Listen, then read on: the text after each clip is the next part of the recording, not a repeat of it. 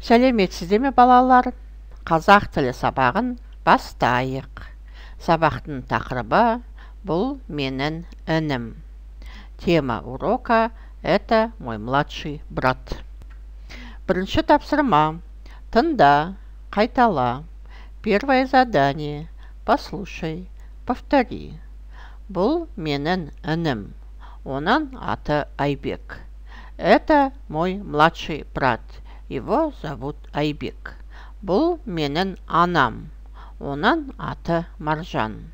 Это моя мама. Ее зовут Маржан. Бұл менің ағам. Оның аты Қанат. Это мой брат. Его зовут Қанат. Екінші тапсырма. Суретке қара. Олар не айтады? Второе задание. Посмотри на картинку. О чем они говорят? Үшінші тапсырма. Суретке қара. Отбасының суретін сал. Сұрақтарға жауап бер. Третье задание. Посмотри на картинку. Нарисуй свою семью. Ответь на вопросы. Бұл кім? Кто это? Оның аты кім? Как его зовут? Төртінші тапсырма.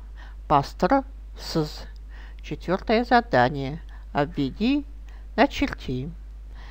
Бесінші тапсырма. Отбасының алақанын жасайық. Пятое задание. Давайте нарисуем ладонь нашей семьи. Балалар, алақанды саламыз, алақанға отбасымызды жазамыз. Дети, давайте нарисуем ладонь. Вокруг ладони напишем членов своей семьи. Алтыншы тапсырма. Тыңда, қайтала. Шестое задание. Послушай, повтори. Қазақ тілі дәндібістарға назар аудар. Внимательно посмотри на звуки казахского алфавита. Балалар, демалайық. 1, 2, 3. 1, 2, 3. Бойға жинап күш. Жаттығу жасап қалайық. Бір демалып қалайық. Сабақ аяқталды. Сау болыңдар, балалар.